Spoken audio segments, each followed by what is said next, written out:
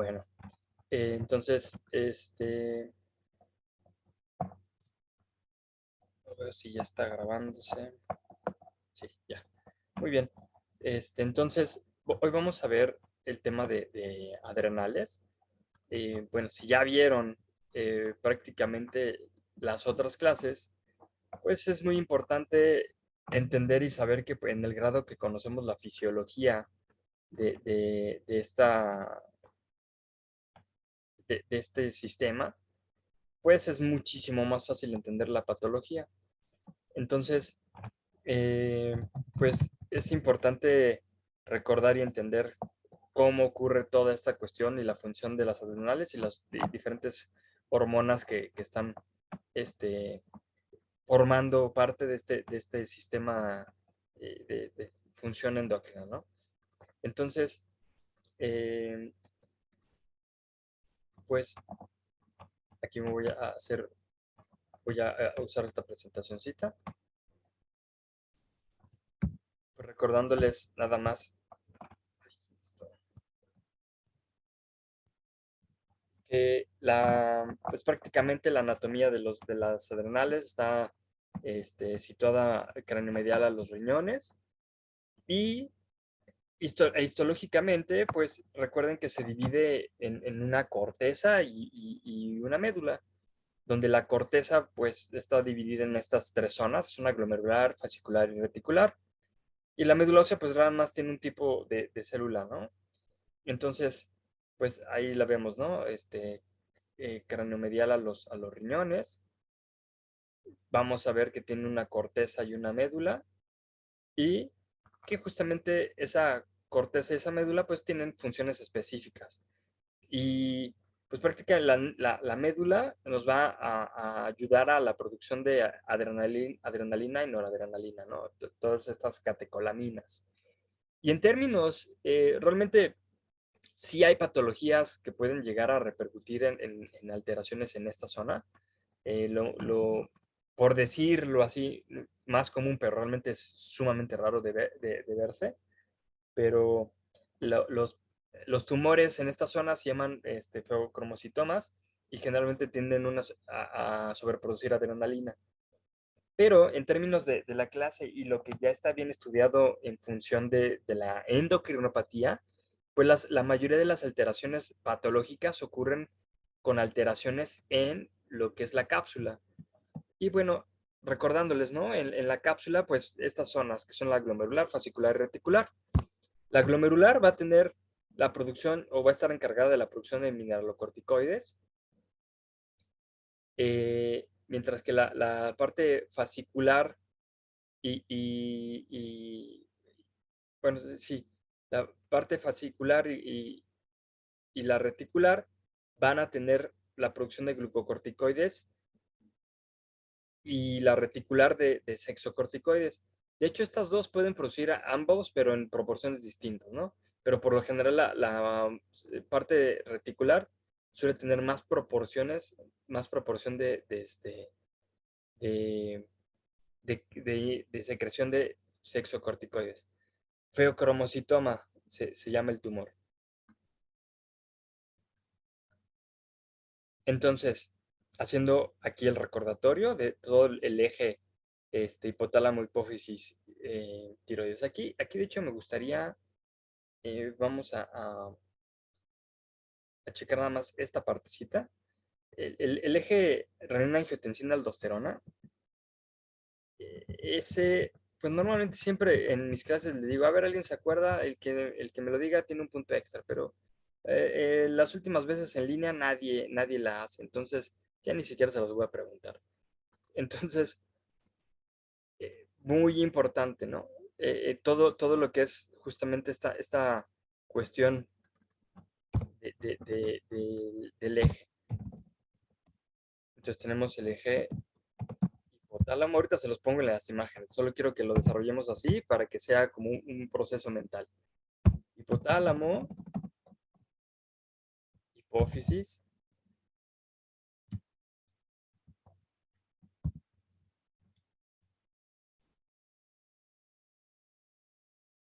estoy cambiando de red, ¿eh?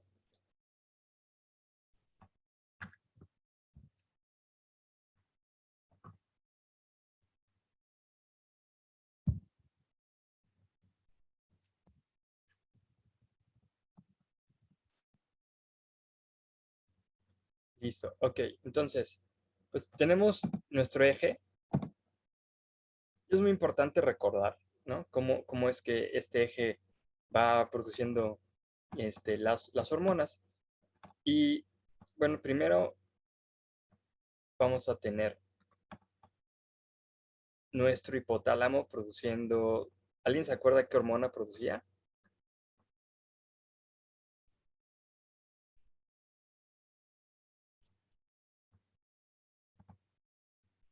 Bueno,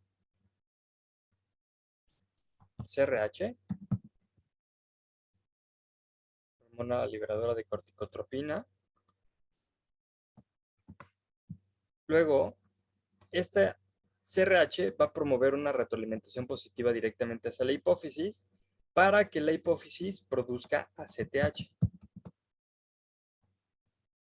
La ACTH a su vez va a tener un estímulo sobre las adrenales para producir, realmente aquí lo que importa es la producción de cortisol, ¿no?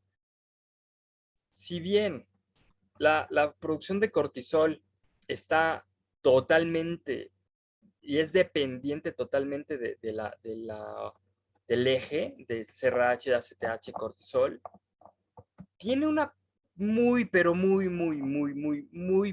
breve, muy pequeñita proporción de producción de mineralocorticoides o la aldosterona, pero es mínima, ¿eh? Es así, o sea, es súper mínima, o sea, de hecho ni siquiera importa, o sea, nosotros podemos dejar de perder, mejor, perdón, podríamos perder totalmente la función del eje las adrenales van a seguir produciendo aldosterona por otra vía, que es la vía del eje renina-angiotensina-aldosterona. ¿Sí? Esa ahorita lo vamos a ver. Entonces, esta vamos a ponerle ahí un asterisquito porque lo vamos a ver al ratito. Pero entonces, es bien importante entender esta parte, ¿no? Esta aldosterona no depende del eje para producirse. Esa depende del eje renina-angiotensina-aldosterona. En cambio, el cortisol, ese sí depende del eje para poder producirse. ¿Sí? Entonces, un paciente que tiene un daño adrenal o puede llegar a dejar de producir los dos, ¿no? Pero un paciente que, por ejemplo, tiene solamente pérdida de las funciones del hipotálamo de la hipófisis, solo deja de producir cortisol, mientras que pues tiene un efecto directamente en el eje hipotálamo-hipófisis, perdón, renina-angiotensina-aldosterona, ¿no? Entonces, este se lleva por este,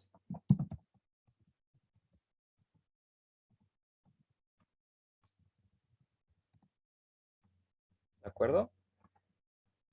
Ahora, recordemos siempre, va a haber una retroalimentación positiva y negativa, ¿no? Entonces, positivamente, estos se van a estimular, mientras que el cortisol va a llevar a una retroalimentación este, negativa hacia los otros órganos, ¿de acuerdo?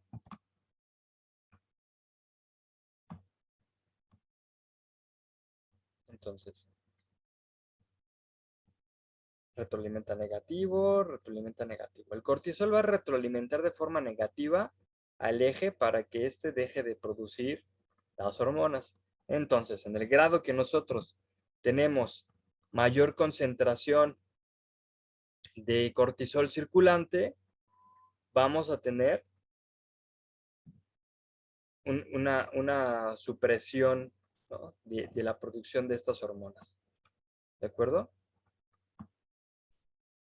¿Hasta acá tenemos alguna duda? No, no. Ok. Entonces, ¿qué pasaría? Entonces, a ver si entendemos eso. Entonces, ¿qué pasaría si, por ejemplo, yo le doy de manera crónica o de manera muy mantenida prednisona a un paciente? ¿Qué creen que va a pasar en este eje?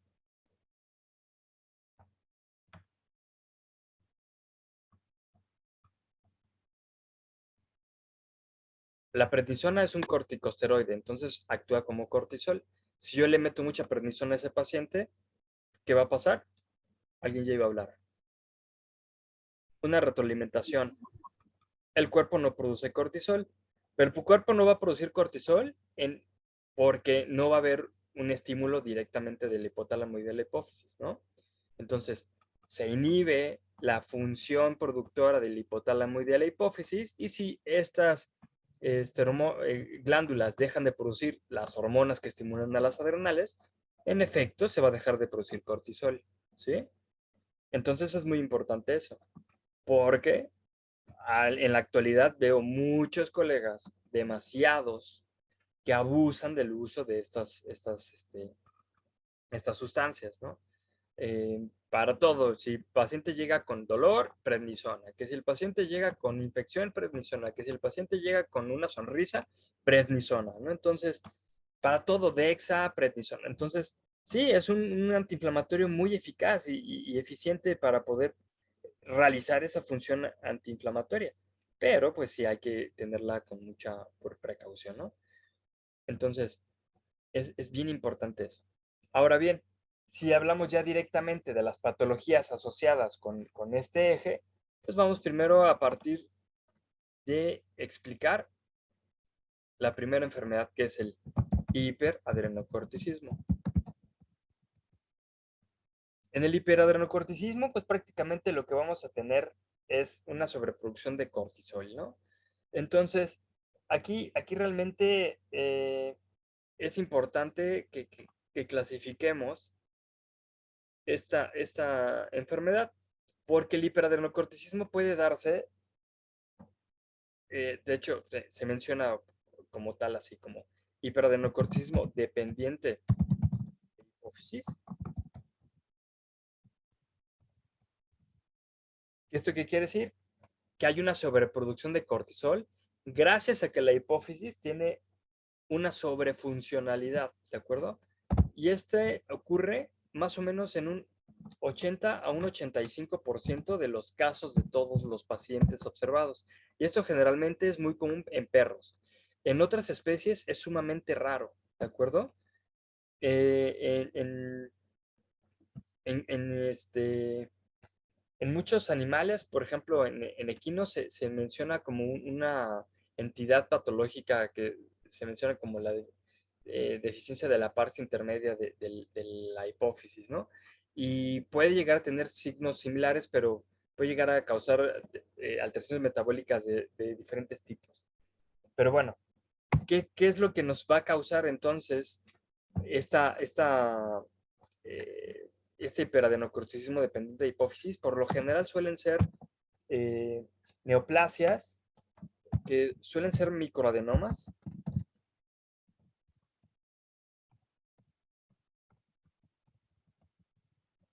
que pues realmente son muy difíciles de observar en imagenología, a menos que tengan un crecimiento lo suficientemente importante. Y algunas cuestiones también son hiperplasias. Entonces, esto repercute en que haya más producción de ACTH y por ende va a haber más producción de cortisol. La otra es dependiente de adrenales.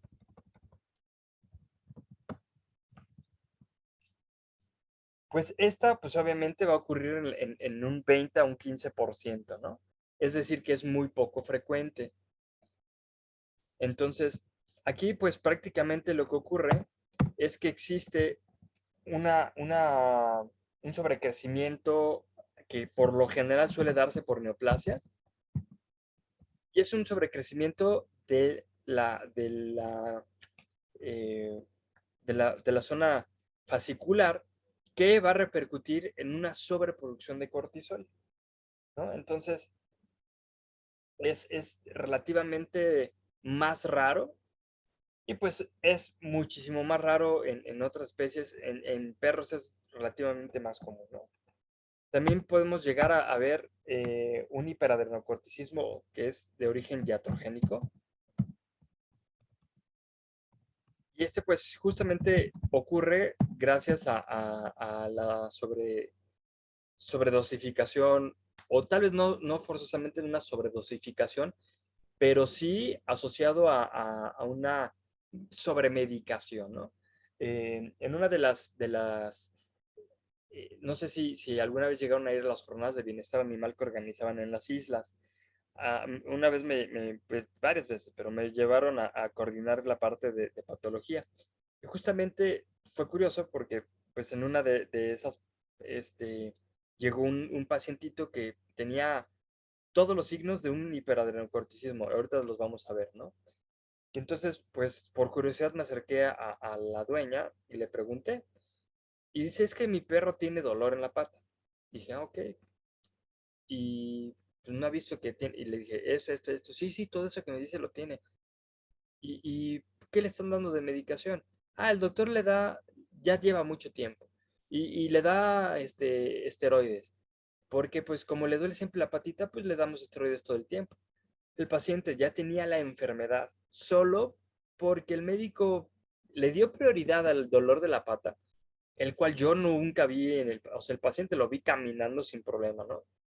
Pero bueno, le dieron prioridad a no tener dolor que a tener una disfunción metabólica, ¿no? Entonces, pues bueno, ahí es una cuestión que sí debemos de considerar. Y ya de manera un poquito menos frecuente, también se llega a observar una secreción ectópica de ACTH. Y esto es, su nombre lo dice, es ectópico, ¿no? Es decir, que hay células que tienen la capacidad de producir ACTH, pero que pueden llegar a crecer o a estar presentes hasta en situaciones ya congénitas en otras partes del cuerpo. ¿Sí? Entonces, estos pacientes por lo general suelen llegar a tener sobreproducción de ACTH, que va a repercutir en sobreproducción de cortisol en adrenales, pero es una patología sumamente rara, ¿no? Y por lo general sí suele ser más de carácter congénito. Ok. Eh, Ahora vamos a hablar de los signos clínicos asociados al hiperadrenocorticismo. Estos signos clínicos son relativamente similares, no tan específicos a veces, pero si conjuntamos todos, pues prácticamente podemos llegar a una interpretación adecuada de la patología, ¿sí? Entonces, una de las cuestiones más comunes, y que de hecho el doctor Feldman, que es el endocrinólogo más famoso que existe, el endocrinólogo veterinario más famoso y que prácticamente nos da la literatura de consulta que se usa de manera particular para cuestiones de manera de patologías endocrinas. En una conferencia a la que fui, dice, ¿no? Si yo logro quitar la poliuria y la polidipsia de mi paciente con el tratamiento específico para hiperadrenocorticismo, yo sé que estoy haciendo un buen trabajo. Y es justamente uno de los signos más comunes. ¿Y qué es lo que ocurre? Bueno, el cortisol lo que hace es inhibir la función del ADH. Al inhibir la función del ADH, pues va a haber más eliminación de agua a nivel tubular, ¿no? Entonces, ¿qué es lo que ocurre? Pues si hay más eliminación de agua a nivel tubular, vamos a tener más pérdida de agua y el paciente para tratar de compensar esas pérdidas de agua va a tomar más agua, ¿sí? Entonces pierden agua y a la vez también van a estar tomando agua para tratar de compensar esas pérdidas, ¿sí? Ese es el signo que se produce más y es el que se observa muchísimo más, ¿no? Podemos llegar a tener un paciente que tal vez no cumpla con todos los signos que vamos a ver, pero está sí o sí. Entonces, como dice el doctor Feldman, si logramos quitar la poliuria polidipsia, es un factor importante para poder considerar un tratamiento exitoso. Otro es la alopecia. Y pues aquí también, justamente como los glucocorticoides tienen funciones no solamente para regular las situaciones de estrés, que ojo, no quiere decir que el cortisol se produce y el cortisol nos causa estrés, no, más bien, es una hormona que se produce para llevar a cabo muchas mecanismos metabólicos durante el estrés, ¿no? Un paciente que, por ejemplo, no produce cortisol suele tener alteraciones en situaciones de estrés. Entonces, no solamente tiene funciones en la regulación por ejemplo, el metabolismo de carbohidratos o de lípidos, sino también en la adecuada este, las fases del crecimiento del pelo.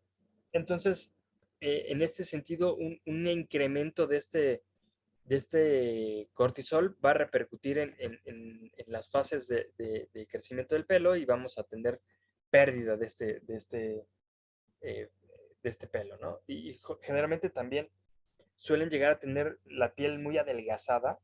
O sea, si nosotros vemos, van a tener adelgazamiento del grosor de la piel.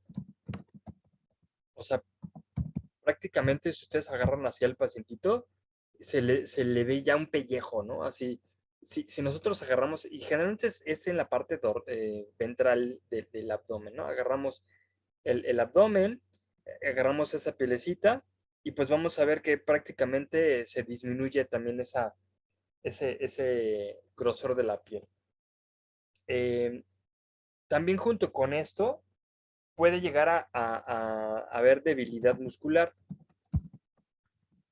El paciente pues suele llegar a tener también por todos estos procesos cierto grado de proteólisis. Esa proteólisis hace que exista debilidad muscular. Entonces vemos pacientes que tienen una condición corporal o una masa muscular disminuida en proporción a un paciente que está sano. Entonces, vemos por lo general son perros, que se ven gorditos. Ojo, se ven gorditos. Pueden decir, ¿cómo es que baja la masa muscular y se ven gorditos? Bueno, porque esa misma debilidad muscular va a repercutir en que los músculos abdominales pierdan tonicidad y eso va a repercutir en un signo que le llaman el abdomen penduloso o pendulante. Entonces, los músculos del abdomen pierden tensión, pierden fuerza, se distiende ese abdomen por toda la fuerza de los órganos internos, el hígado también llega a acumular glucógeno, entonces se ve gordito, por decirlo algo, ¿no? O sea, solo se ve panzón, pero si ustedes tocan y palpan los músculos de las patas, son patas flacas, o sea, porque tiene una debilidad muscular marcada, ¿sí? Entonces, muchas veces esto hace que estos signos clínicos los puedan confundir con los del hipotiroidismo, que vemos pacientes que suben de peso, que pierden pelo, que se ven gorditos, ¿no? Entonces aquí vemos un paciente que se ve gordito, no porque esté gordo, sino porque tiene un abdomen abultado y que está pelón, ¿no? Entonces suele ser un diferencial a veces en ese término, ¿no? Ahora, como el mismo cortisol también repercute mucho en el metabolismo de los carbohidratos y de las proteínas, pues también se llega a tener una polifagia en estos pacientes. Entonces, son pacientes que también comen de manera voraz, están tratando de consumir alimento de una forma exacerbada, justamente por estos cambios metabólicos. Los pacientes, cuando se les hace alguna prueba de imagen, suelen también mostrar signos de hepatomegalia. Entonces, vemos el hígado que está aumentado de tamaño y esto generalmente es porque justamente también estas alteraciones en el metabolismo de los carbohidratos y de los lípidos, bueno, más específicamente los carbohidratos, van a hacer que el hígado acumule glucógeno. ¿Sí? Recuerden que los glucocorticoides van a promover que el hígado produzca más glucógeno y que se almacene más glucosa en forma de glucógeno. Bueno, pues justamente ese exceso de corticosteroides van a repercutir en un incremento del almacenaje de glucógeno y por ende vamos a ver un hígado que va a estar un poquito más grande, ¿no? Porque el volumen de los hepatocitos va a estar aumentado porque guardan glucógeno en su interior. De manera cutánea también suele también haber una alteración en la función de los melanocitos y por eso los pacientes pueden tener hiperpigmentación. Entonces no solamente están pelones, no solamente tienen la piel adelgazada, sino que también tienen la piel un poquito eh, eh, melanizada, ¿no? Vemos una piel un poquito más oscurecida. Eso es una cuestión particular. Ahora bien, también como el mismo cortisol tiene una función se menciona, ¿no? Que puede llegar a haber una estimulación de la cantidad de calcio que se excreta y la forma en la que se moviliza. Entonces, se ha visto también que existe una lesión que de hecho hasta, dependiendo de la literatura que consulten, les menciona que es hasta patognomónica, ¿no? Que no necesariamente es así, pero que es la calcinosis cutis. Y la calcinosis cutis, pues es una acumulación de calcio en la dermis. Entonces, estos pacientes van a ver, se les va a observar sitios que parecen callosidades. De hecho, si ustedes buscan calcinosis cutis, van a ver, pongan un perro porque si no les va a salir de gente y no se ve igual. Pero, ¿alguna vez han visto un paciente que tiene un callito de los, bueno, sí, sí los han visto, los perros grandes que tienen callos en los codos, ¿no? Porque justamente es el sitio donde se acuestan. Si ustedes piensan en ese callito en el miembro pélvico, perdón, torácico, en el codo, se ve exactamente igual, solamente que la lesión ocurre o se observa en otros sitios que no suelen ser comunes de contacto, ¿no? Por ejemplo. Eh, el mismo hecho de tener esa hipersecreción de cortisol o también ese hipercortisolismo, también repercute de una forma negativa en la producción de hormonas sexuales. Y es por eso que, por ejemplo, en el caso de hembras, podemos llegar a ver anestros. Es decir, la paciente puede llegar a tener, no estar entera, por ejemplo, y no presentar estro por el mismo estímulo que tiene de producción de cortisol. Y en los machos se presenta atrofia testicular, ¿sí? Entonces, ese es otro signo, ¿no? Que podríamos llegar a buscar. La piel, bueno, pues suele llegar a tener también ciertas alteraciones y es común también llegar a observar comedones. ¿Saben qué son los comedones? No, no. Son los puntos negros. De hecho, las espinillas, como se llaman de manera común, son comedones, ¿no? Los puntos negros que salen en la cara o que muchas personas tienen en la cara es un signo no de hiperadenocorticismo, no quiere decir que tengan hiperadenocorticismo, ¿no? De hecho, en la gente es sumamente raro. En humanos es una enfermedad sumamente rara. En perros es relativamente común. Pero bueno, se llega también a acumular en los poros muchos detritos celulares y secreciones y se forman más fácilmente los comedones.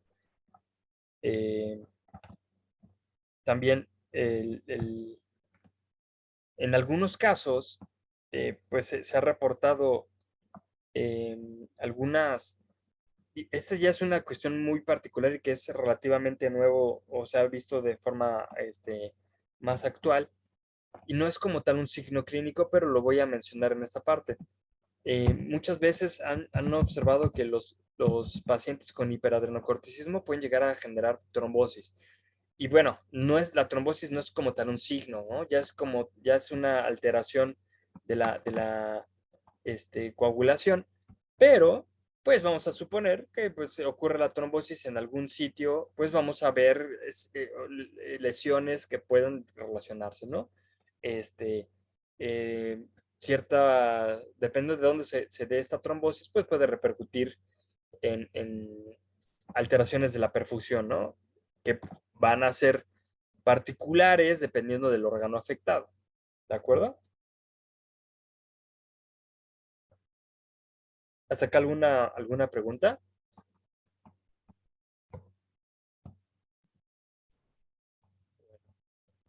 Entonces, Doc, ¿solo se le llama síndrome de Cushing en perros y gatos o es otra cosa? es lo mismo, sí. Yo ya no les digo así como, "Ah, vamos a ver hoy síndrome de Cushing", porque ya eh, entonces, cuestiones de nomenclatura, lo correcto es decir hiperadenocorticismo, ¿no? Pero sí, es exactamente lo mismo, es síndrome de Cushing. O sea, si ustedes leen en un texto, en algún artículo, síndrome de Cushing, es hiperadenocorticismo, sea la especie que sea, ¿sí? Gracias. Igual había leído que genera como fácilmente moretones en la piel. Sí, esto justamente por la misma alteración de la coagulación que puede llegar a tener, ¿no? Irónicamente, la generación de trombosis puede repercutir también en una disminución en las capacidades coagulativas. Entonces, pues se está coagulando donde no debe, ¿no? Entonces, sí, pero generalmente eso lo ven más como en humanos. En caninos o en felinos, las alteraciones de tipo cutáneas de hemostasia son raras, ¿no? Generalmente lo que se ha reportado es la trombosis y también de forma rara, ¿no? Bueno, ahora, ¿cuáles son los hallazgos de laboratorio que podemos observar en los pacientes con hiperadenocorticismo? Entonces,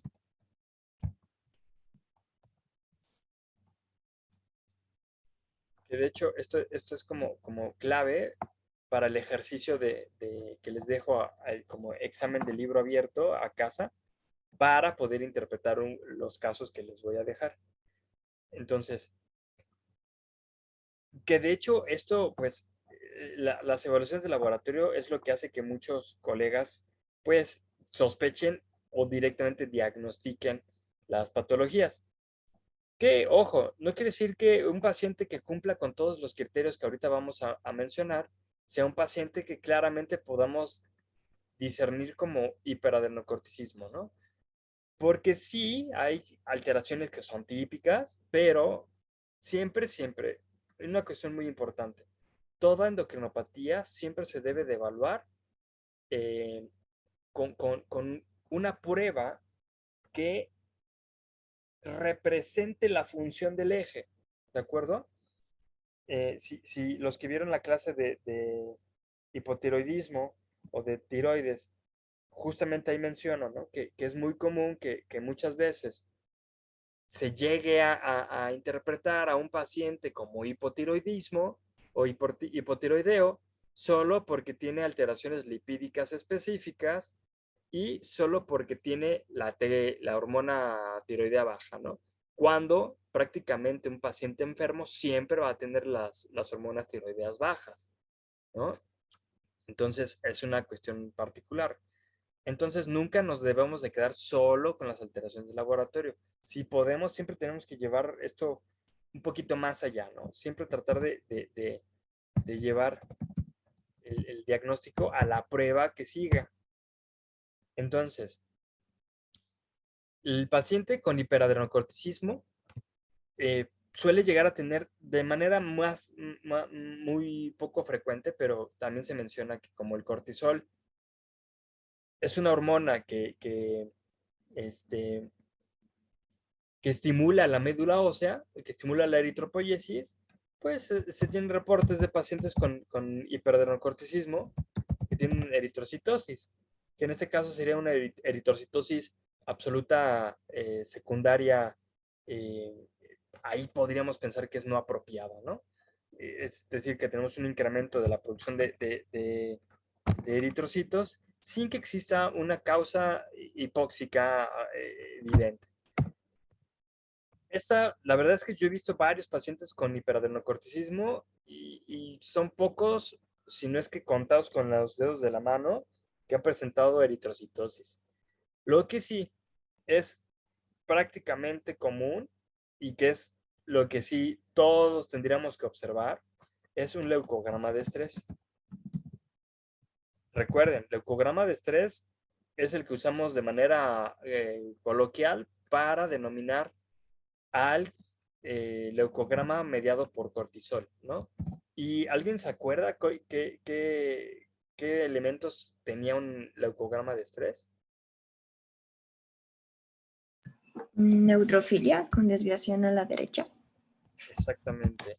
Neutrofilia, voy a poner así, desviación a la derecha. ¿Y qué más? De hecho, las alteraciones en Linfopenia. linfopenia. La linfopenia es lo que es más común, ¿saben? O sea, cualquier paciente con un estímulo de estrés por cortisol, sí o sí tiene linfopenia. O sea, podríamos no ver la neutrofilia, pero la linfopenia está presente casi en todos los pacientes que tienen un estímulo por cortisol, ¿de acuerdo? Entonces, es un hallazgo importante. Ahora, si se acuerdan, ¿no? ¿Cómo se daba la neutrofilia? Porque no hay migración de los neutrófilos, no hay una adecuada unión de estos neutrófilos hacia las selectinas del endotelio. Y la linfopenia, pues porque los glucocorticoides también pueden repercutir secuestran a los linfocitos y también los lisan, ¿no? Entonces es una cuestión muy particular, ¿no? En el paciente que sus conteos lo puedan dar eosinopenia, ¿no? Es que este gato me está queriendo quitar los audífonos. Eosinopenia. Y en perros, recuerden, monocitosis. Entonces, muchas veces se puede llegar a confundir, ¿no? La neutrofilia con la monocitosis para decir, es inflamación crónica. El paciente puede tener inflamación crónica, que generalmente el paciente con hiperadrenocorticismo, pues el hecho de tener el cortisol súper elevado, pues va a repercutir en una pobre respuesta inmunológica, ¿no? No va a haber una respuesta humoral adecuada, los linfocitos tienden a la baja, los neutrófilos no salen hacia tejidos, entonces la respuesta inflamatoria también se ve aquí como entorpecida, ¿no? Podríamos decirlo así como tal. Pero son alteraciones que prácticamente son las más comunes y que se pueden observar de manera más típica, ¿sí? En una bioquímica, pues ahí recordando, como el paciente tiene mucho cortisol y el cortisol estimula la gluconeogénesis y la glucogenogénesis, pues es muy común que también se pueda observar hiperglucemia. Además de que si vieron la clase bueno, recordando la clase de carbohidratos, y si vieron la clase de diabetes, pues recordándoles que el cortisol es una hormona que se considera diabetogénica, porque directamente compite con los receptores de insulina. Entonces, imagínense, si compite el cortisol con los receptores de la insulina, no va a haber suficiente insulina que va a funcionar y por ende no va a haber suficiente glucosa ingresando a las células, ¿no? Esa es la función principal, o más bien la causa principal por la cual los pacientes tienen hiperglucemia. Como los pacientes también tienen una alteración en la lipólisis, por el mismo hecho de tener un incremento de glucocorticoides, es muy común que los pacientes tengan hiperlipidemias. Generalmente, pues, se asocia a hipertrigliceridemias e hipercolesterolemias, ¿no?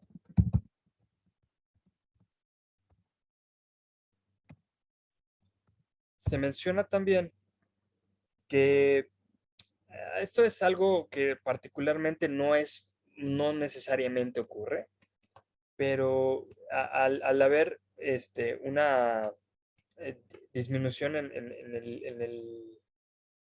este, más bien como se tiene una proteólisis, como la capacidad,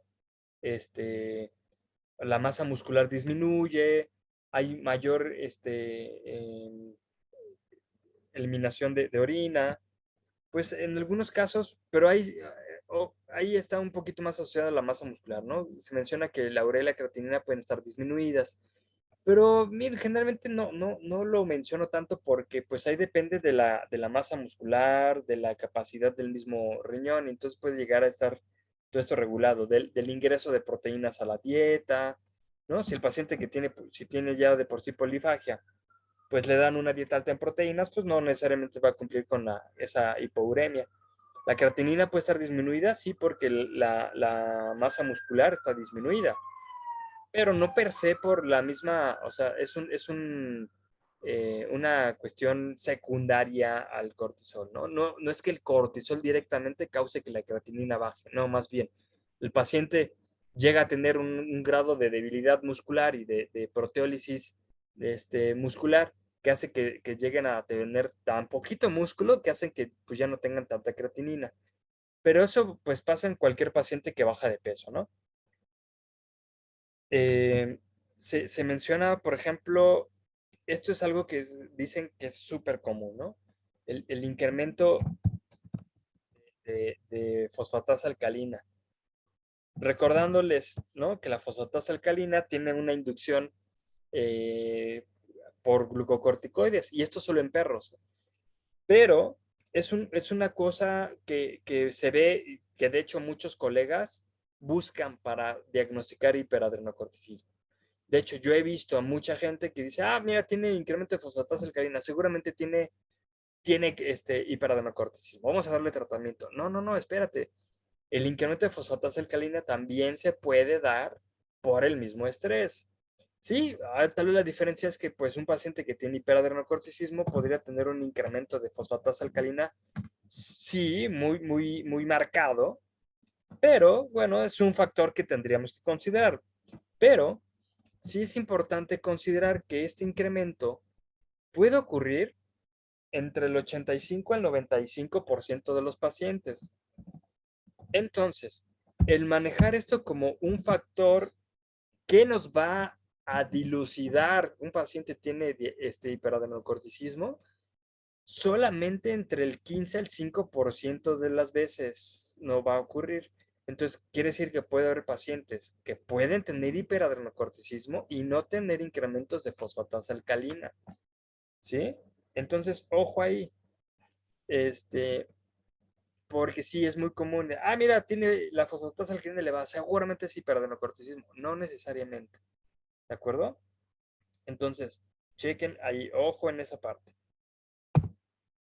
El mismo cortisol, recuerden en la clase de hígado, ¿no? Mencionamos justamente que el cortisol puede alterar la permeabilidad de las membranas del hepatocito y por ende podemos llegar a ver incrementos de ALT.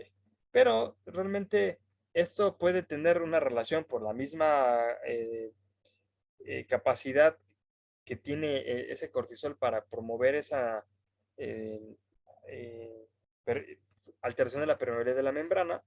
Pero otro factor importante es que recordemos que el paciente tiene acumulación de glucógeno en los hepatocitos. Pues es un hepatocito que tiende más o que puede estar más sensible a cuestiones de degeneración o daño. ¿Sí? En algunos casos, si el paciente, muchas veces cuando hablamos de hiperadrenocorticismo, por lo general, estamos hablando de una entidad patológica que se refiere al incremento de cortisol y que muchas veces muchos colegas prefieren mencionarlo como hipercortisolismo como tal y no mencionarlo como hiperadrenocorticismo, porque muchos colegas son muy puristas y dicen, si yo solamente tengo incrementos de cortisol, solo espero ver las alteraciones de cortisol y por ende solo tengo hipercortisolismo. Si yo menciono que hay un hiperadrenocorticismo, esperaría que haya incrementos de otras hormonas.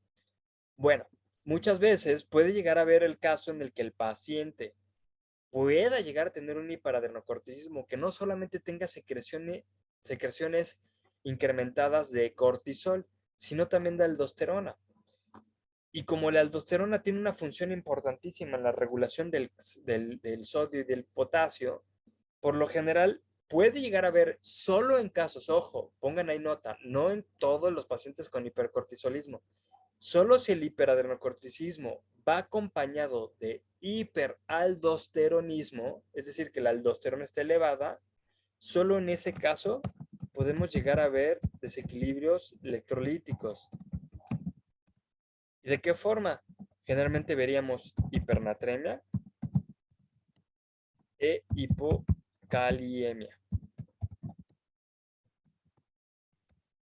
Porque lo que hace la aldosterona es promover la reabsorción de sodio y la excreción de potasio. Y obviamente junto con el sodio, pues también va el cloro, ¿no?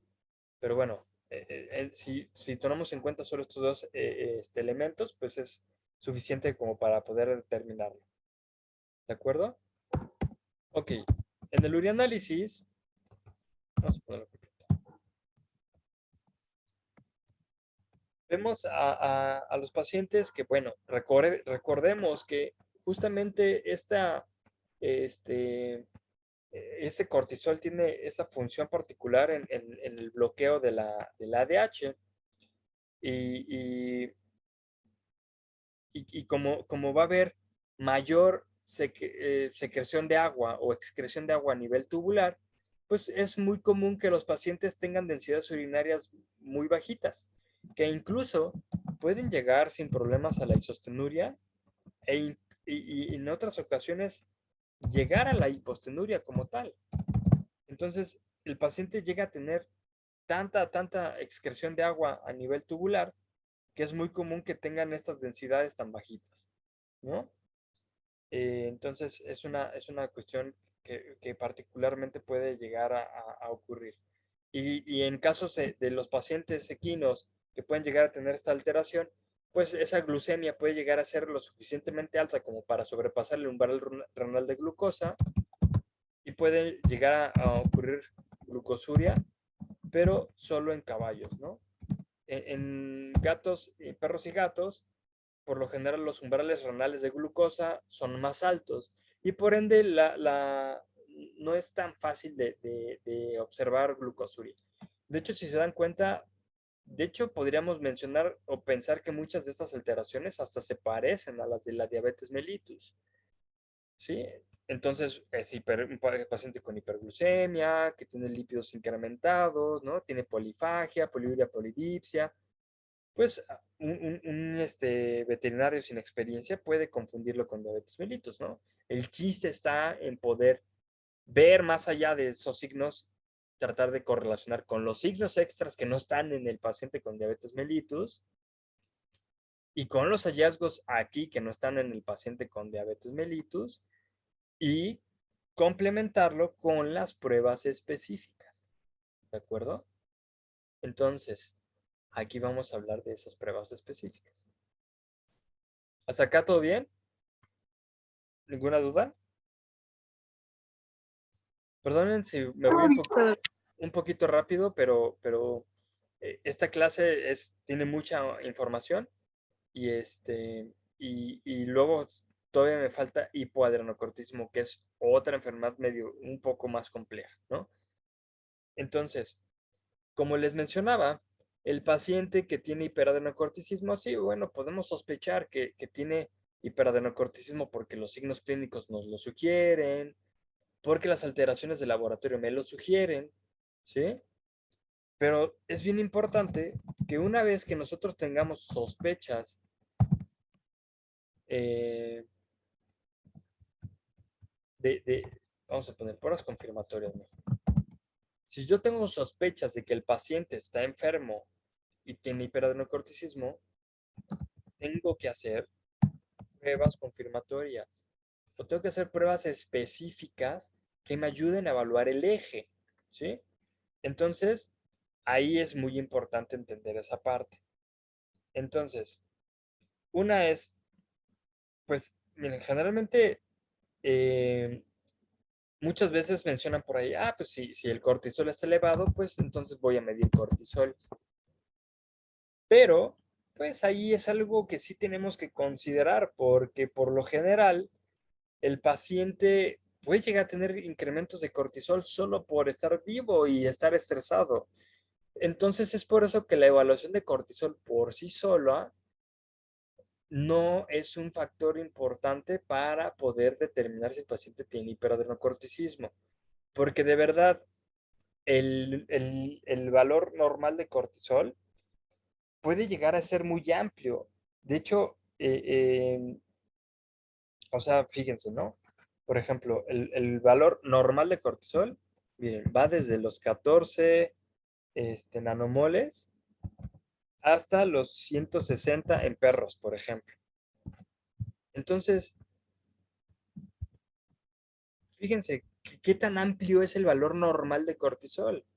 Y yo le puedo medir el cortisol a un paciente enfermo de hiperadenocorticismo y puede estar dentro de este valor de referencia, ¿no? Sí, suena así como, pues entonces, ¿de qué sirve ese valor de referencia? Porque sí, el valor de cortisol es tan fluctuante y que responde a estímulos que son pulsátiles y basados en el ciclo circadiano, que puede llegar a tener concentraciones muy, muy bajitas o muy elevadas en pacientes normales. Aquí el problema no es qué tanto cortisol hay en un momento determinado cuando yo le tomo muestra, sino ver cómo se comporta este eje y cómo se comporta su fisiología basándose en esta evaluación, ¿no?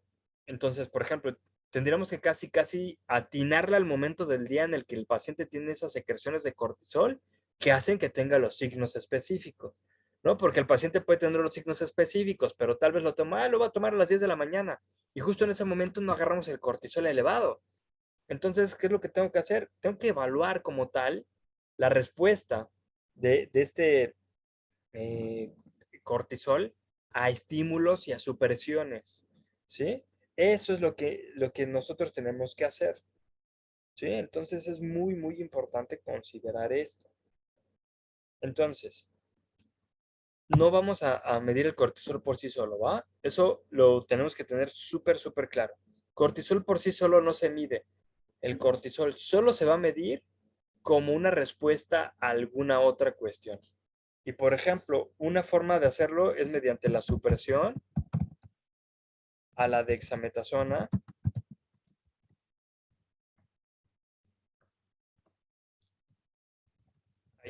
a dosis bajas. ¿Y qué es lo que yo busco con esto? Bueno, si yo, déjenme rápidamente, quiero agarrar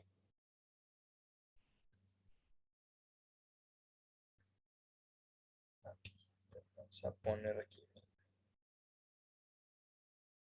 espérenme. Estoy sacando solo mi eje de hipotálamo hipófisis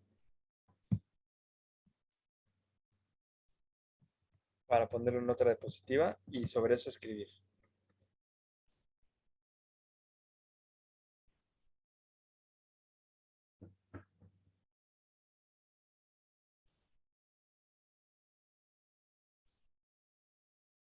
Ahora sí.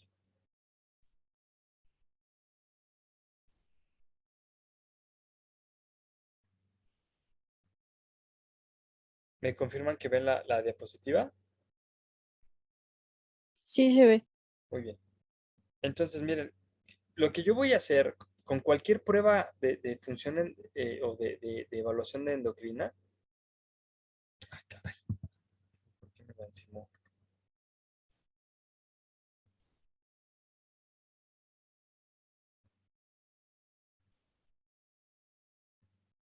Ahí está. Lo que yo voy a hacer es evaluar cómo funciona esto, ¿no?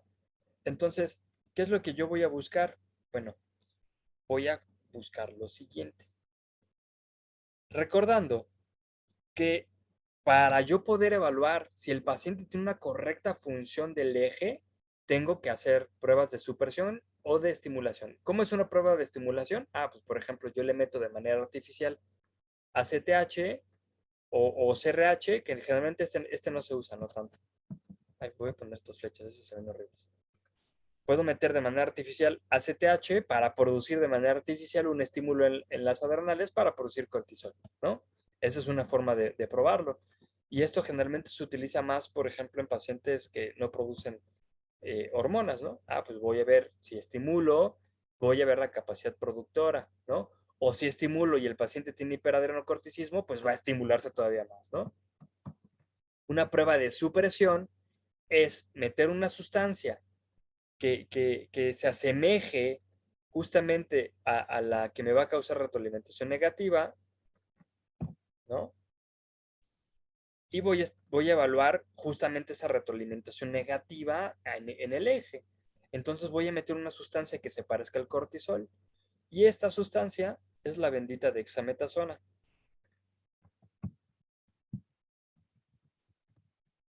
Muy grande. ¿Por qué dexametasona? Porque a diferencia de mucho o cualquier glucocorticoide, la dexametasona generalmente no suele cruzar en las pruebas. Cuando yo, por ejemplo, yo puedo meter a un paciente prednisona y luego le mido el cortisol en sangre, y la prednisona se va a medir como si fuese cortisol, el cortisol natural, el producido por el paciente, ¿no? Si yo le meto fludocortisona, también puede llegar a salir como si fuera cortisol el paciente. Pero la dexametasona no. Yo, por más dexametasona que yo meta, no se va a cruzar ni se va a confundir con el cortisol del paciente. Es decir, que cuando yo mido cortisol, solo mido el cortisol producido por las adrenales. ¿De acuerdo? Entonces, para eso sirve esta prueba.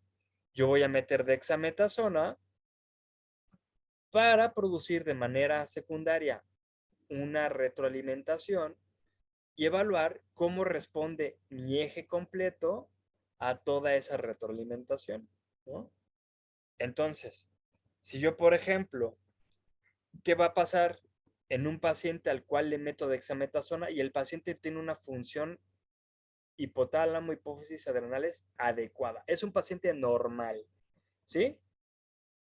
Yo voy a esperar que un paciente normal, vamos a suponer, ¿no? Les dije que fíjense cómo los valores de referencia normales del cortisol no nos sirven para nada.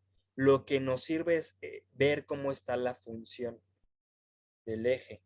Entonces, recordando, el cortisol, su valor de referencia es de 14 a 160 nanomoles.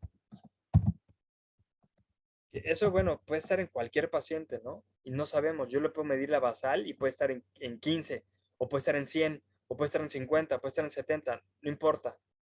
Lo que importa es lo que va a ocurrir después de meter la dexametasona. Si yo le meto la dexametasona a un paciente, yo esperaría que después de 8 horas de haber meto la dexametasona, después de 8 horas, yo esperaría que un paciente que tiene una función adrenal adecuada tenga un conteo o una concentración menor a 30 nanomoles por litro, siempre comparándolo con su valor basal, ¿no? ¿De acuerdo? Pero digo, ok, yo le metí dexametasona. Yo voy a hacer que el paciente tenga una retroalimentación negativa. Al tener una retroalimentación negativa, va a dejar de producir CRH, va a dejar de producir ACTH y por ende, mi cortisol tiene que estar siempre, siempre por debajo de 30 nanomoles para decir que el paciente suprimió bien. ¿Sí? En cambio, si el paciente tiene un tumor aquí o tiene una hiperfuncionalidad aquí, ¿no? Si tiene un tumor aquí que produce mucho cortisol o si tiene una alteración aquí que produce mucho ACTH y que por ende va a hacer que produzca más cortisol, pues mi paciente con hiperadenocorticismo suele tener concentraciones por arriba de 50 nanomoles por litro, ¿sí? Y pueden decir, ay, mira qué fácil. Ojo, esto siempre y cuando, recuerden que esto lo estamos viendo como es una prueba de supresión, ¿no? Bueno, generalmente se tiene que partir por una prueba a dosis bajas de dexametasona. ¿Cuánto es una dosis baja de dexametasona? 0.01 miligramos por kilogramo. ¿De acuerdo? Eso es una dosis baja.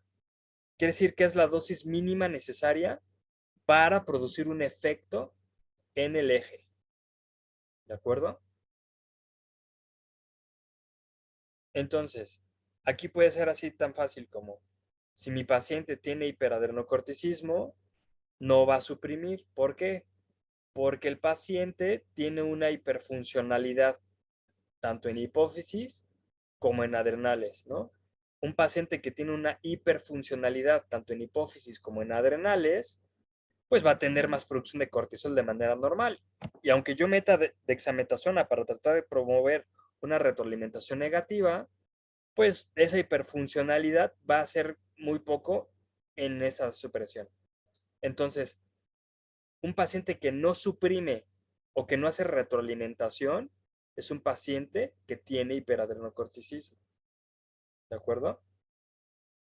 Hay otras formas de evaluar esto en dosis bajas, hay otras formas de interpretarlo, pero no me voy a meter en eso porque si no se me van a confundir, ¿no? Solamente quiero que sepan, un paciente al que le meto 0.01 miligramos por kilogramo de dexametasona va a tener una inhibición del eje si es normal, ¿no? Menos de 30 nanomoles, perfecto. Pero si tiene hiperfuncionalidad aquí en hipófisis o hiperfuncionalidad aquí en adrenales, pues se produce tanto cortisol que difícilmente se va a suprimir difícilmente se va a suprimir esta producción, ¿no? Entonces vamos a tender a ver un paciente que va a estar así, ¿sí? ¿Hasta acá hay alguna duda?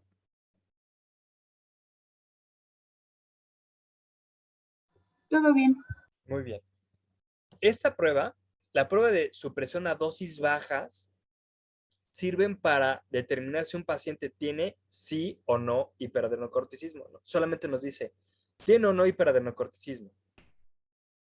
Ya con mucha más experiencia y sabiendo ciertos puntos de corte, ciertas situaciones, uno puede determinar si el paciente tiene un problema dependiente de hipófisis o de adrenales. Pero no me voy a meter en eso, ¿no? Quiero que ustedes nada más ahorita me queden claro con que dosis bajas me ayudan a saber si tiene o no hiperadenocorticismo. Solo eso, ¿no? Pero si yo hago una prueba de dexametasona a dosis altas, ¿cómo es una dosis alta? A 0.1 miligramos por kilogramo. Fíjense cómo puede llegar a ser bien particular, ¿no? Y ojo aquí, porque muchas veces en la clínica hay muchos errores en esta parte. Porque de repente les faltó, hay un cero y es que ay, ya no sé cómo le puse en la calculadora, ya si no sé si lo multiplicó, si lo di, ¿no? Entonces, esto puede ser un factor de error importante. No es lo mismo 0.1 que 0.01. Esto es dosis bajas, esto es dosis altas. ¿De acuerdo? Ok. Entonces, al paciente que tiene hiperadrenocorticismo, vamos a suponer, ya le hicimos la prueba a dosis bajas. Me salió que sí tiene hiperadrenocorticismo. Ah, bueno. Ahora, lo que yo quiero saber es si el hiperadrenocorticismo viene de aquí, de la hipófisis, o viene de aquí. Ah, entonces para eso hago la dosis alta. Eh, ¿Puedo leer tu mensaje en voz alta, Rocío? Dice Rocío, doctor, quizá no entiendo bien, pero mi lógica me dice que si tengo mi anomalía en adrenales y produce cortisol por sí sola, de alguna manera el eje no produce más cortisol, se detendría, ¿no? Eh, Ahí no necesariamente, no sé por qué se detendría. ¿Piensas como que se terminaría desgastando el órgano o cuál es tu razonamiento, Rocío? Ah, no, porque mira, aquí lo que ocurre es que, por ejemplo, el paciente que tiene un hiperadrenocorticismo dependiente de hipófisis, lo que va a producir es ACTH, pero lo va a producir de forma alocada, ¿no? Así como de forma independiente. Entonces produce tanta ACTH que va a hacer que se produzca mucho cortisol. Y la cantidad de cortisol que se produce no es suficiente para retroalimentar sus concentraciones sus producciones de ACTH, ¿sí? Entonces se produce más ACTH de lo normal, se produce más cortisol de lo normal, y ese cortisol solamente se produce en lo suficiente sin que necesariamente retroalimente esto, ¿sí? En el paciente que tiene un tumor adrenal, ese sí se produce a lo menso, así. La producción de cortisol en tumores adrenales, ese sí es independiente, ese sí es autónomo, ese no le importa que le metas kilos y litros de dexametasona, ese produce cortisol a lo bestia, así. No importa que haya retroalimentación aquí, no importa que haya retroalimentación aquí. Ese adrenal va a producir cortisol a lo estúpido, ¿no? Entonces, no importa si puedes retroalimentar en el primario o en el dependiente de adrenales, que este también lo podemos llamar primario y este secundario. En el dependiente de adrenales, ahí sí se produce tanto cortisol de manera autónoma aquí, que sí vas a tener una retroalimentación tanto de CRH como de ACTH. ¿Sí? Pero en la hipófisis se produce ACTH también de manera autónoma. Entonces ahí simplemente se produce esa ACTH, causa incrementos de cortisol, pero por lo general no son incrementos tan marcados como los que producen las adrenales solas. Cuando tienes un hiperadrenocorticismo dependiente de hipófisis, generalmente los incrementos de cortisol suelen ser relativamente, sí son altos, pero no son tan elevados en comparación con un tumor de adrenales. ¿Sí? ¿Sí me entiendes? Bien, perfecto. Muy bien, esa pregunta sirvió mucho para explicar, porque seguramente muchos más compañeros tenían esa misma duda. Y era una lógica, la verdad, muy bien pensada, ¿no? Entonces, esa es lo que ocurre, ¿no? El paciente que tiene un tumor hipofisiario produce ACTH y esa ACTH va a producir más cortisol, pero esta es una adrenal normal, ¿sí? Esta sí puede responder a si esta ACTH deja de producirse, esta adrenal deja de producir cortisol. Pero el tumor adrenal es un rebelde, ese sí no le importa. No importa si le meten ACTH, si le meten CRH, si le meten cortisol, si le sacan cortisol, esta va a seguir produciendo el cortisol como le dé la gana. Y eso es una cuestión bien particular y que podemos usar a nuestro favor. ¿Por qué? Porque generalmente el paciente que tiene una neoplasia o una hiperplasia, que generalmente es lo más común en hipófisis, es una, esa es una cuestión ya de los mecanismos moleculares que tienen los mismos receptores de estas celulitas. Pero a pesar de que están en neoplasia o en hiperplasia, estas celulitas de hipófisis todavía guardan cierta respuesta a retroalimentación. Sí, ok, no es la misma respuesta, el hecho de estar produciendo muchísima más ACTH, quiere decir que es como si fuese una hipófisis ahora sí como diríamos, con esteroides, ¿no? Así como que se metió chochos para ponerse bien fuerte, ¿no? Entonces, es una hipófisis que sí, está hiperfuncional. Y la única forma de poder hacer que esta hipófisis pueda retroalimentarse a pesar de que está hiperfuncional es metiéndole dosis muy altas de dexametasona. Los tumores hipofisiarios sí pueden responder a retroalimentación, siempre y cuando usemos dosis altas. ¿Sí? Ojo, eso es una particularidad de los tumores o de las hiperplasias de hipófisis. Sí responden a retroalimentación, pero tengo que meter una dosis muy, muy alta. ¿Sí? Pero el tumor adrenal, ese le vale gorro. Aunque le metan 1 miligramo por kilogramo, esa va a seguir produciendo el cortisol que se le dé la gana. Y esa particularidad es la que podemos usar para poder diferenciarlos. ¿Sí? Entonces, ¿cómo lo hacemos?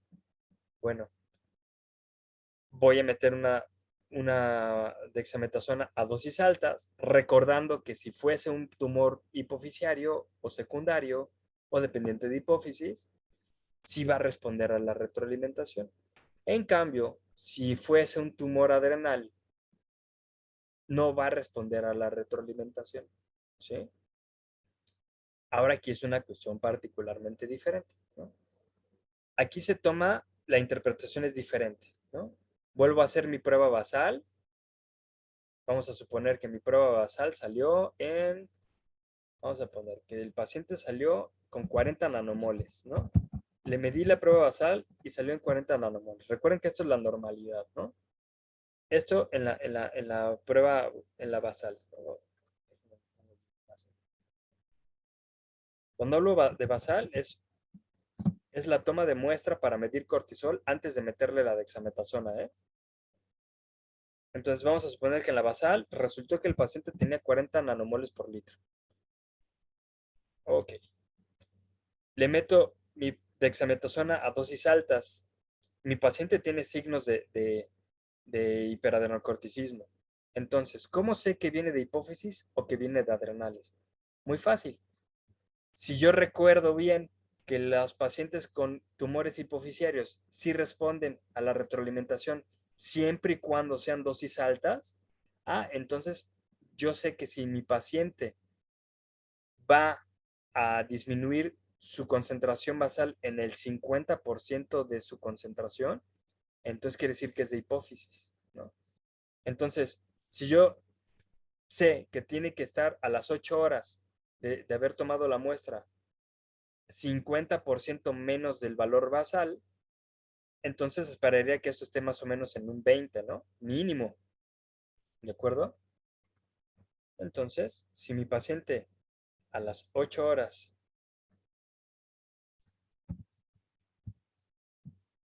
tiene un resultado de, vamos a suponer, voy a poner 17 nanomoles por litro, quiere decir que mi paciente sí suprimió más del 50% de su valor basal. Entonces quiere decir que si yo le metí una dosis alta y logré suprimir esa concentración basal por abajo del 50%, entonces quiere decir que es de hipófisis. ¿Y cómo se comporta un tumor de adrenales? Como les decía que a este le vale gorro lo que le metan y produce más cortisol, hay veces que aunque uno le mete la dexametasona y uno lo mide y hasta aumenta, ¿no? Así como que dice, yo no, a mí no me importa lo que me metas, ¿no? Es más, mira, te voy a demostrar que ni siquiera con dosis altas de dexametasona me vas a inhibir. Si el paciente no cumple con el requerimiento de estar 50% por debajo del valor de basal, entonces quiere decir que el tumor es de adrenales. ¿Sí? ¿Se entendió? Recuerden, solo en dosis altas son las únicas que le pegan a la ACT, a la hipófisis.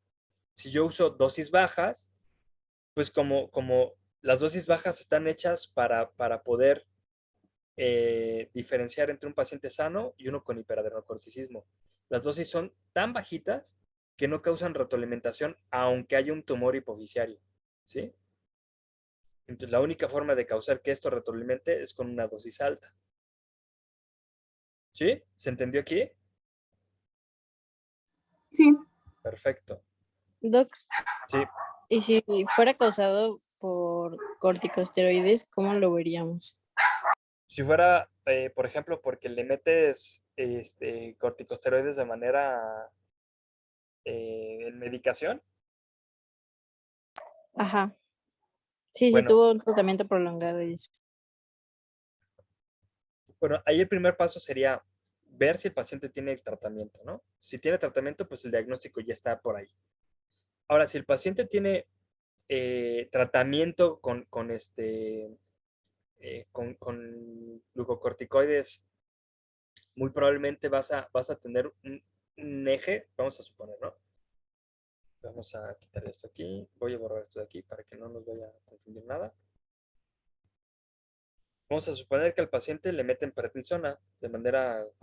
De hecho, hay una prueba que es la prueba de estimulación con ACTH que nos sirve más como para poder determinar eso. Ahorita se los explico. Entonces le estamos metiendo al paciente mucha prednisona, ¿no? Y recordando que la prednisona, pues sí, llega a medirse como el cortisol natural. Pues, en primera, si el paciente tiene tratamiento con prednisona, es importante entender que esta misma prednisona va a causar una retroalimentación en el eje ¿no? Va a hacer que se produzca menos RH, va a hacer que se produzca menos ACTH y por ende va a hacer que se produzca menos cortisol de lo normal. Entonces, el paciente ya de por sí, ¿qué es lo que tendríamos que hacer? En primera es, le quitamos la prednisona por lo menos una semana y luego vamos a medir el cortisol. Vamos a ver que el cortisol muy probablemente va a estar por debajo del valor de referencia. Ahora, si nosotros tenemos un eje que ya está de por sí atrofiado, muy probablemente los resultados a las 8 horas sean menores, o sea, si estén como suprimiendo bien. No es la prueba adecuada.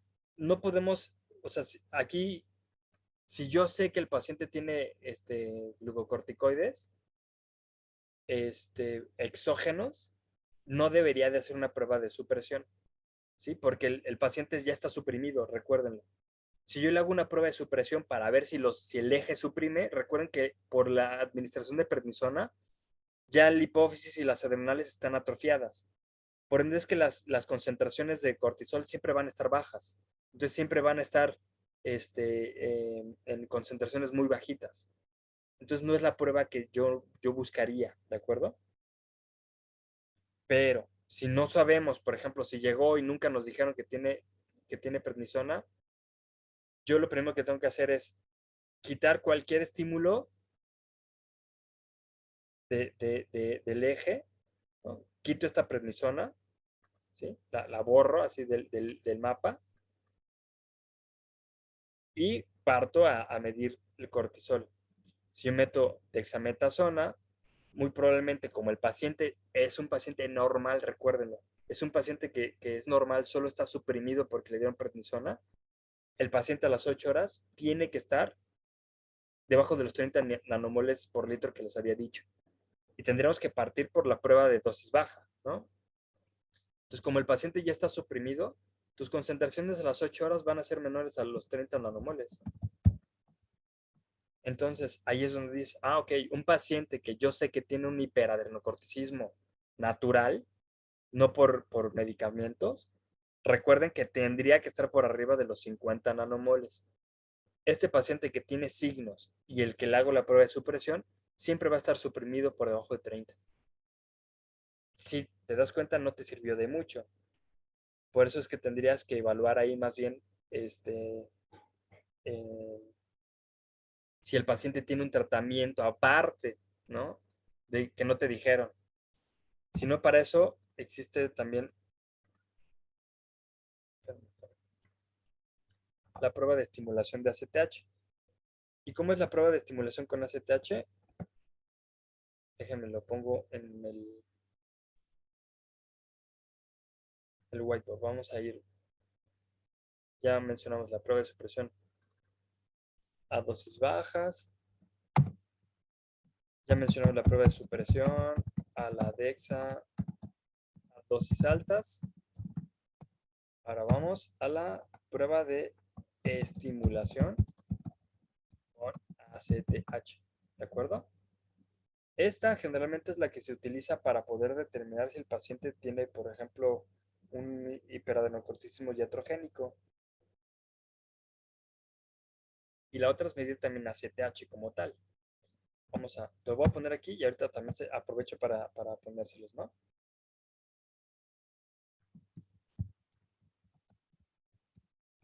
ACTH endógeno.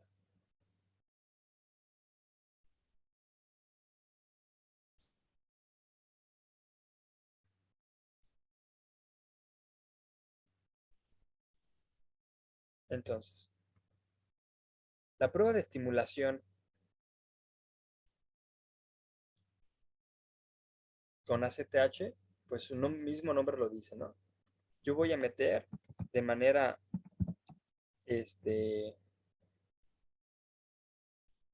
artificial, así con una ACTH sintética, y voy a meter ACTH en el paciente.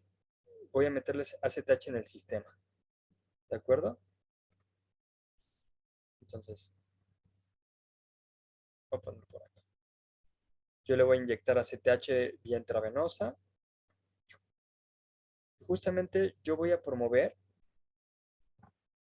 que se produzca más cortisol. Puede ser así como de, caray, espérate, cómo es eso, no?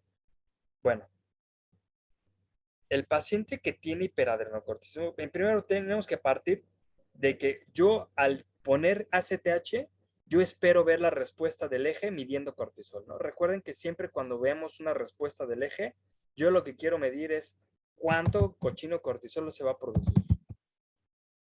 Entonces vamos a recordar, son de 14 a 160 nanomoles. Y si se dan cuenta, el valor de referencia no sirve para nada, ¿no? Lo que nos sirve son los valores de referencia de puntos de corte que nos dan de la prueba. Entonces, un paciente, vamos a poner ahí, por ejemplo, si fuese perro, yo espero en un valor basal justamente estas concentraciones. Si fuese un gato, yo espero que tenga concentraciones entre 20 a 120 nanomoles por litro, ¿no? Eso es lo normal en los pacientes, ¿de acuerdo? Si yo le mido, si yo le echo ACTH al paciente, yo esperaría que un paciente normal, con una función normal del eje, al yo meterle ACTH, yo espero que mis concentraciones en un paciente normal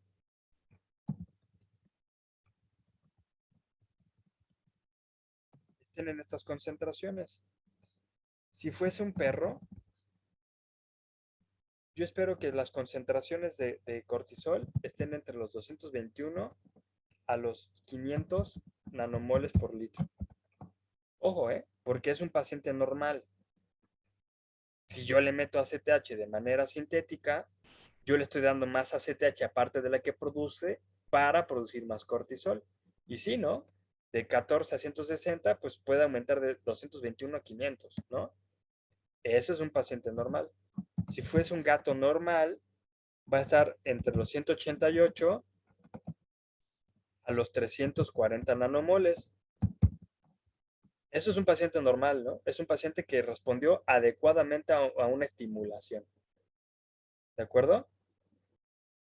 El paciente que tiene hiperadrenocorticismo real, que tiene un hiperadrenocorticismo ya sea porque tiene muchísima CTH produciéndose o porque las adrenales están produciendo más cortisol, una cuestión importante es que las adrenales, a pesar, tienen su producción autónoma, ¿no? Pero irónicamente, si yo le meto más ACTH, le voy a ayudar a producir todavía más cortisol. Y si el tumor está en una, pues todavía tenemos otra adrenal que está normal, que va a responder a esa ACTH. Entonces va a haber tanto el cortisol producido por la neoplásica como el cortisol producido por la glándula normal. Entonces el paciente que tiene hiperadrenocorticismo,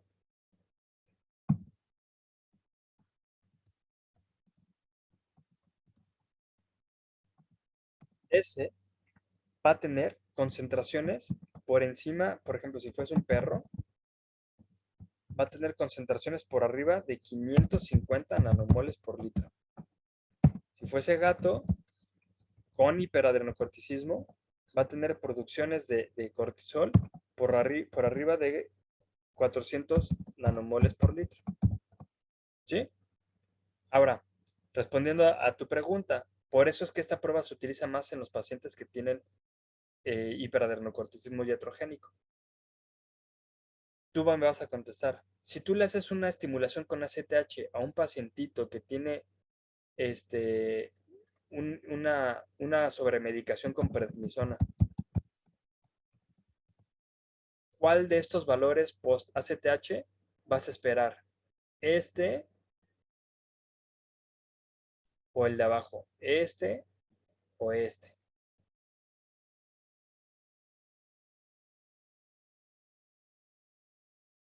Pues no sé, es que, o sea, pienso que las adrenales podrían estar ya atrofiadas. Están atrofiadas, exactamente. Entonces, si están atrofiadas, ¿tú crees que van a responder adecuadamente a tu ACTH? No. Entonces, ¿cuál es más probable que sea? Van a responder a la CTH, o sea, acuérdate que esas adrenales pues, ya están atrofiadas. Si tú le mides su basal, van a estar muy bajitas.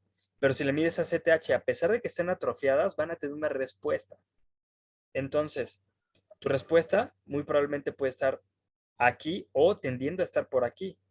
Pero entonces, un paciente, ¿cómo sabes que un paciente que tiene tratamiento con prednisona es hiperadenocorticismo por prednisona o porque tiene un tumor en hipófisis o en adrenales? Si el paciente es normal, pero solamente tiene mucha prednisona, ¿cómo esperas el resultado? ¿Así o Sí, así? bajo o normal. Así, claro, o incluso tendiendo así. Si de plano está súper atrofiado, incluso tal vez ni siquiera te llega a estos valores, ¿no? Entonces, que generalmente es común. De hecho, esto ya está hecho como de tal forma para que incluso aunque tengas cierto grado de atrofia, llegues a tener estas concentraciones. En cambio, si el paciente tuviera un hiperadenocorticismo natural ocasionado por una hiperplasia o tumor, o por un tumor aquí, siempre lo vas a tener aquí, ¿no? Entonces, ahí sí puedes distinguir cuál de los dos tiene hiperadenocorticismo de origen natural y cuál del paciente tiene un hiperadenocorticismo iatrogénico. ¿Sí? ¿Ya se entendió? Sí, Muy bien. ¿Alguien tiene alguna otra duda?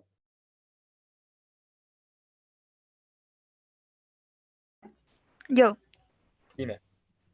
en un paciente diabético, ¿cuál sería la mejor prueba? Porque pues la DEXA podría representar un problema, ¿no? Eh, pues, si tienes diabetes, no tienes por qué meterle Dexa, porque si es diabético, no hiperadenocorticismo. Pero entonces no se podrían presentar ambas. Sí, pero en ese sentido tú tendrías que, ahí lo que haces es, el paciente que tiene hiperadenocorticismo puede llegar a ser diabético, pero porque hay resistencia a la insulina. ¿Cómo simplemente diagnosticas, tratas y no pasa nada? Si metes dexametasona, ya tiene mucho cortisol en el sistema. No, si metes dexametasona no pasa nada. No repercute en nada, ¿no? Entonces, me haces tu prueba, lo confirmas, tratas el hiperadenocorticismo y si el paciente era diabético por el hiperadenocorticismo, se va a recuperar. Si el paciente es diabético y le falta la insulina y aparte tiene hiperadenocorticismo, pues son dos cosas totalmente diferentes. Realmente no repercute en nada. La dexametasona no va a hacer nada en el diabético. O sea, tal vez solamente, ok, le metes dexametasona, estás pensando que tal vez vas a promover un poquito más de, de resistencia a la insulina, ¿no? Para eso es que se hace en situaciones de hospitalización, con el paciente bien este, evaluado, ¿no? Se trata de hacer siempre estabilizado, ¿no? No lo vas a hacer en un paciente diabético con glucemias de 50, ¿no? Lo vas a hacer en un paciente diabético con una glucemia bien controlada con su insulina, ¿no? Entonces, es una cuestión bien importante. Siempre, siempre, todas estas pruebas tienen que hacerse en hospital. Tienen que hacerse con el paciente evaluado, tienen que hacerse con el paciente siempre estabilizado. ¿Sí? ¿Sí te resolví la duda? Sí, gracias. De nada. Solo para confirmar, entonces mis valores normales son en verdad por causa iatrogénica. Eh,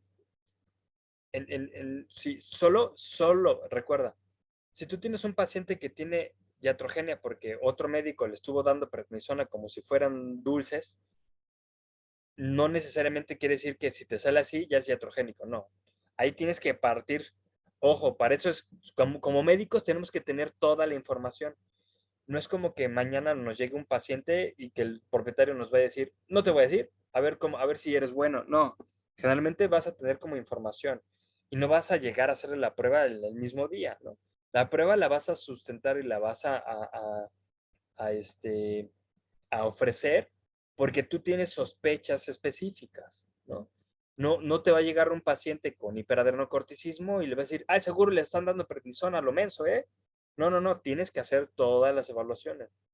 Que ojo, no he mencionado que no solamente se hacen pruebas de patología clínica, también pueden hacer una prueba de imagenología. Y ahorita déjenme termino esta parte y les menciono también cómo sirve eso. Entonces, ahorita porque no tienen mucha experiencia, pero van a ver que conforme van encontrando, todavía les falta llevar medicina de perros, medicina de gatos, y se van a dar cuenta que conforme van teniendo más información, es más fácil discernir las cosas. Y puede ser tan fácil como que te llegue un paciente con un hiperadenocorticismo iatrogénico y con solo la historia clínica tengas el diagnóstico y no tengas que hacer ninguna prueba de sangre, ¿no? O puede ser que tienes un paciente que no saben qué le están dando y que tiene todos los signos, y para eso vamos a hacer un correcto examen físico, por eso vamos a hacer un correcto examen de imagenología y por eso vamos a hacer un correcto examen de sangre, ¿no? Entonces, toda la información nos va a llevar a las cosas. Y no quiere decir que los valores normales son de pacientes iatrogénicos, no. El paciente iatrogénico, recuerda que es un paciente normal que puede reaccionar de una forma normal a la ACTH como cualquier paciente normal. La única diferencia es que le están dando prednisona a lo menso, pero su eje es normal. Solo está inhibido por la prednisona, pero su capacidad de respuesta a la ACTH sigue siendo la de un paciente normal, ¿sí? Entonces, ese paciente iatrogénico tiene que responder dentro de estos parámetros que les dije, no como hiperadenocorticismo, ¿sí? Pero la verdad es que el 99.9% de los pacientes que tengan con un hiperadenocorticismo iatrogénico van a saber por qué es, porque no puede llegar a ese grado si no es porque o el dueño o el veterinario previo o un colega con el que trabaja con ustedes le esté dando la medicación. Y no es como que los dueños paguen dosis diarias de dexametasona inyectados durante 3 meses en una clínica. Por lo general suelen ser los mismos propietarios que dan medicación. Entonces, si el mismo propietario te lo lleva, el mismo propietario te va a decir lo que le está dando, ¿sí? Entonces, miren, es una cuestión que va más por la lógica que tanto como por la parte de la patología clínica, ¿no? Pero si llegara a pasar, el paciente iatrogénico les tiene que responder así, no así, ¿de acuerdo? ¿Ya? ¿Sí está un poquito más claro? Bien. Entonces, esas son las pruebas que son tanto de estimulación como de supresión. Pero también les dije que se puede, es difícil, es cara, es un manejo particular, pero también pueden medir ACTH. Es decir, una cosa es medir el cortisol que se produce en el cuerpo, pero también pueden medir ACTH. Y se puede medir ACTH. Y de hecho da mucha información, solo que es difícil de manejarla porque la ACTH, su manejo es particular. Tiene que mandarse congelada, no dura más de un día, o no dura más de unos días congelada, ¿no? Generalmente se mandan a laboratorios de referencia que están en Estados Unidos, por ejemplo, y que les dure la muestra congelada el viaje, bueno, es difícil. Pero vamos a suponer que si llegaran a medirse de manera normal, pues medir ACTH puede darme ciertos valores, ¿no? Si yo mido ACTH endógena, pues de primera, ¿no? ¿Qué pasaría si tengo un paciente que tiene un hiperadenocorticismo dependiente de hipófisis? ¿Cómo van a ver la ACTH? ¿Alta o disminuida? ¿En concentraciones disminuidas o altas?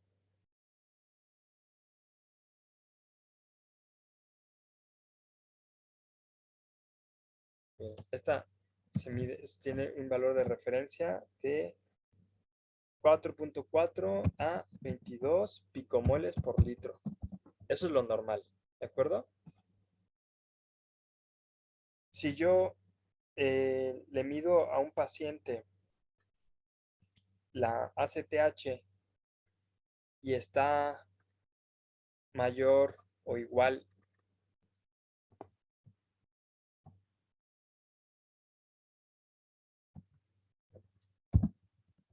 mayor o igual aquí, 8.8 picomoles, es un paciente que ya pueden sospechar que tiene un tumor hipofisiario, ¿sí? Pero es cara, entonces realmente por eso es que se hacen las pruebas el cortisol es muy barato de medirse, por eso, y además es muchísimo más sensible ver cómo responde el eje y ver la respuesta, que es la producción de cortisol, que medir la CTH. Es cara y no es muy viable, ¿no? Pero si miden la CTH y el valor de referencia es mayor o igual a 8.8 milimoles,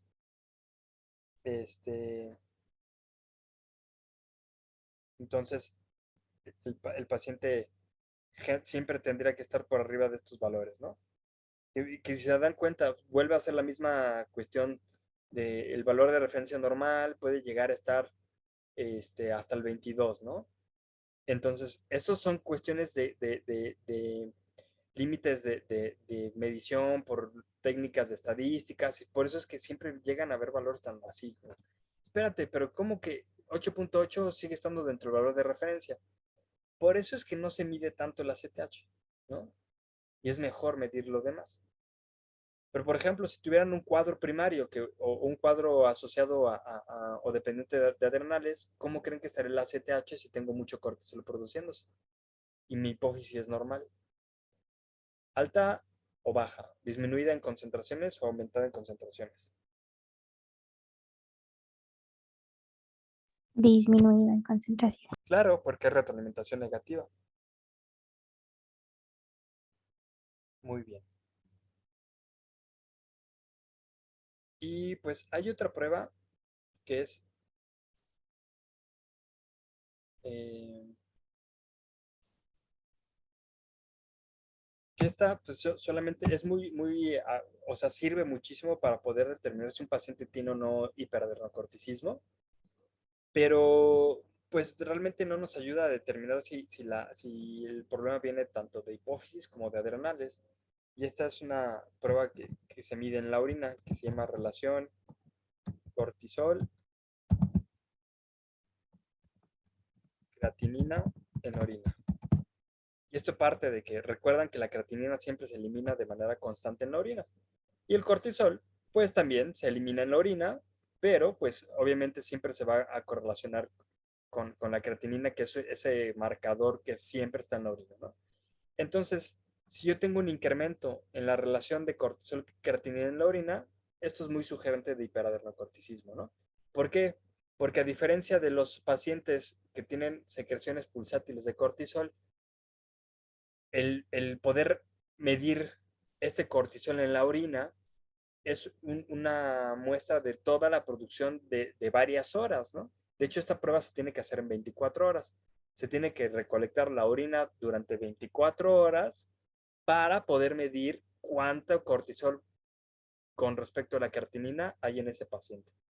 Entonces, esta prueba es muy adecuada porque a diferencia del paciente al cual si yo le mido el cortisol solito, no puedo determinar si está estresado y está normal y tal vez lo agarré en un pico de producción o si tiene hiperadrenocorticismo, pero lo agarré en un momento de no producción.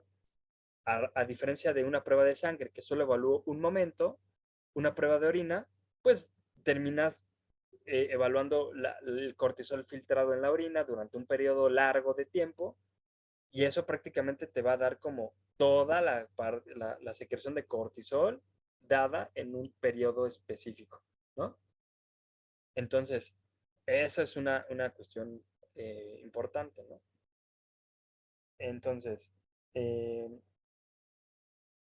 pues es importante, ayuda mucho solo a saber si el paciente tiene o no hiperadrenocorticismo, pero no nos ayuda tanto a determinar si el paciente tiene un hiperadrenocorticismo dependiente de hipófisis o un hiperadrenocorticismo dependiente de adrenales. ¿De acuerdo? Bueno, eh, ¿hasta acá tienen alguna duda? No. Ok, bien.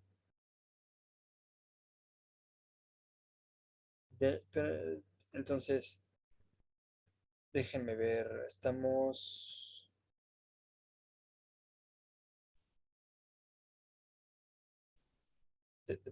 Voy a pausar tantito. ¿Quieren un descansito? ¿Unos 10 minutitos de descanso?